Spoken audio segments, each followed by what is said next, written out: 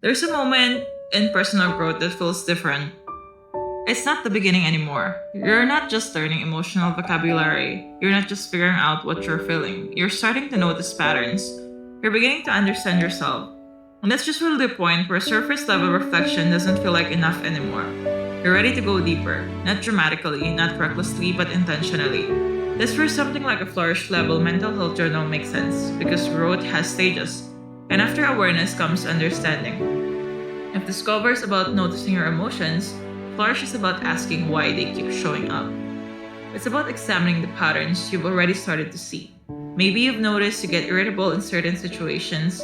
Maybe you've noticed you shut down when overwhelmed. Maybe you've noticed you overextend yourself and then feel resentful. Flourish doesn't just ask you to name that, it's asked you to explore it. Where did this pattern begin? What belief is underneath it? What fear might be driving it? What would a healthier response look like?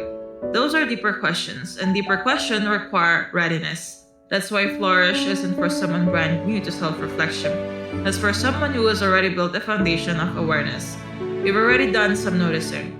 Now, you're ready to examine. Another key difference at this stage is intentional growth.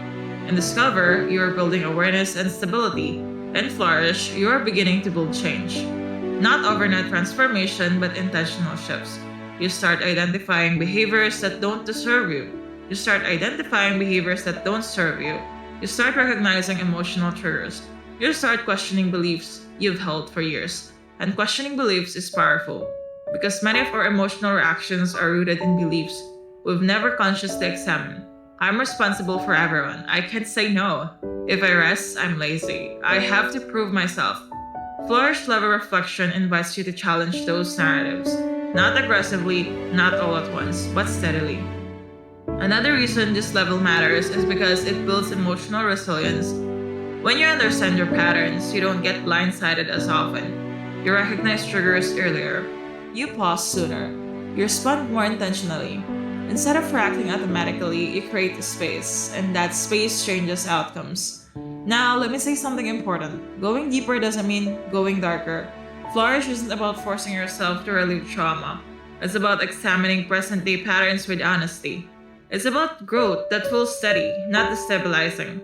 If Discover is observation, Flourish is understanding. And understanding leads to choice.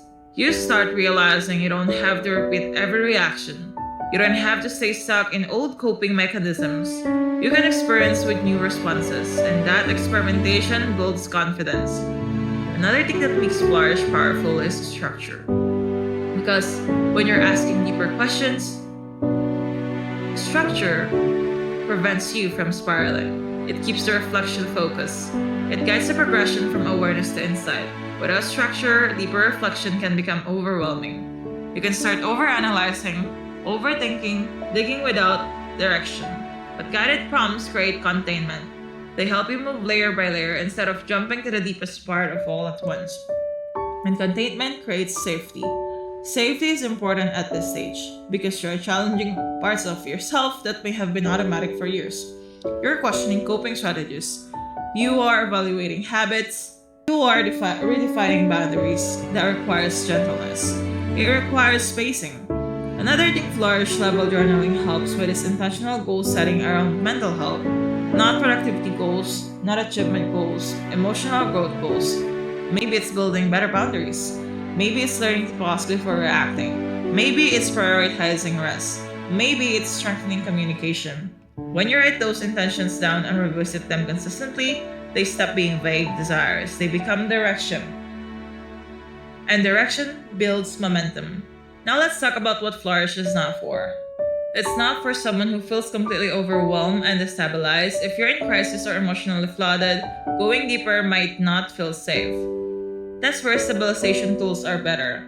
Flourish is for someone who feels grounded enough to explore patterns without shutting down. It's for someone who can sit with discomfort for a few minutes and reflect instead of react. It's also not about rushing. Depth requires patience. You don't fly through prompts, you sit with them. You revisit them. You reflect on them again a week later because insight builds gradually, and that gradual build is what makes change sustainable. Another powerful aspect of this stage is self trust.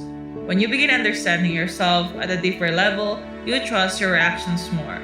You trust your boundaries. You trust your intuition. You trust your needs. Because you've examined them. And examination removes confusion. It replaces with clarity.